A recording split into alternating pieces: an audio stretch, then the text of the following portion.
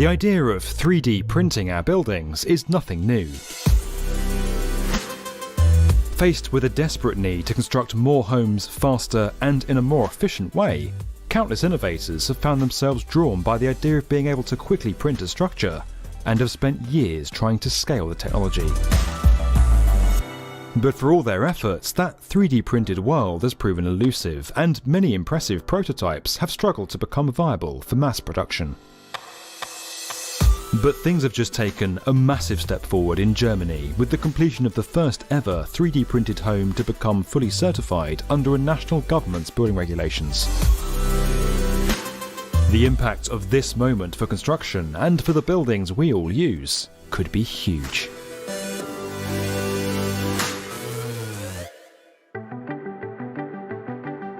With the promise of cutting waste, reducing time on site and addressing labour shortages, some see 3D printing as the answer to many of our world's challenges. Originally used for small-scale prototypes, advances in 3D printing have led to the creation of full-scale structures like bridges and homes, and even plans for mankind's first Martian base. But while 3D printed structures have appeared around the world, from Canada and the Netherlands to Dubai, which wants to 3D print a quarter of its new buildings by 2030, the technology is yet to take off as a widespread building technique.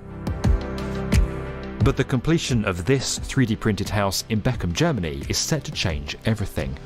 Developed by leading formwork and scaffolding firm Perry, experts in its disruptive products and technologies department and its project partners, the structure, a detached single-family property, is the first 3D printed house in Germany and offers 160 square metres of living space across its 2 stories. Critically, the structure is the first 3D printed building in Germany to become certified with a national building accreditation, smashing a major barrier and paving the way for larger, more complex projects. Located just outside the city of Ulm, Perry's team is now working on the largest 3D printed multi-family house in Europe, with 380 square metres of living space divided into 5 apartments across 3 levels. So how did Perry get into the world of 3D printing?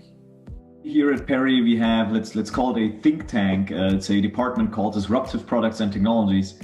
And they think about projects or products and technologies that might substitute our current core products, that might endanger our business model.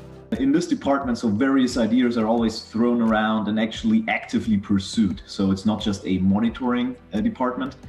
And one of the topics, even years ago, was 3D construction printing. When we build up the printer on a construction site, directly on the site, and we started printing there, that was a moment for me where I realized that we are printing that on site and people will live in there. So that was for me a moment where I really said, wow, that's not just theory and that's not just in a lab, it could happen in real. The homes were both built with Cobod's modular BOD 2 printing system, a flexible platform that can be scaled to suit projects of varying size. The printer needs just 2 operators and takes less than 48 hours to set up on site. Once up and running, the system can print as fast as a metre per second, using data from integrated design models.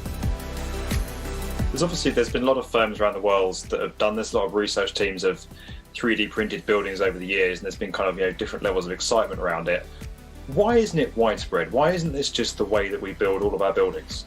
3D printing really affects the overall construction process. It has impact on the planning side, execution of the walls, but also on other trades and the planning and permitting. All of these things come into play here.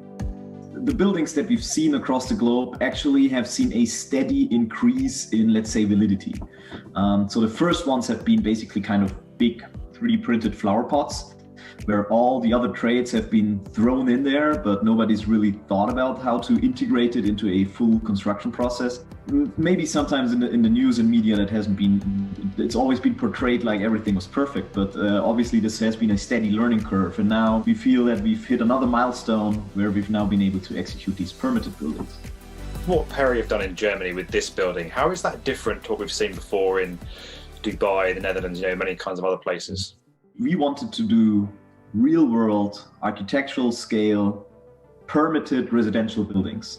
So we've done lots and lots of tests to get this German building permit, and we have one of the toughest building codes around, so that's quite a milestone to get these completely normally permitted residential homes, and that's, I think, where the core difference lies. I have included project partners from the start. We are working directly with a construction company. We're working directly with architects, which don't want just to make a demo project. It's a real project where later people will live in. It's a project where the investors get rents out every month. So it's something which will be used. And the other thing is, I guess, the speed and the size. Now it's actually the biggest 3D printed building in Europe.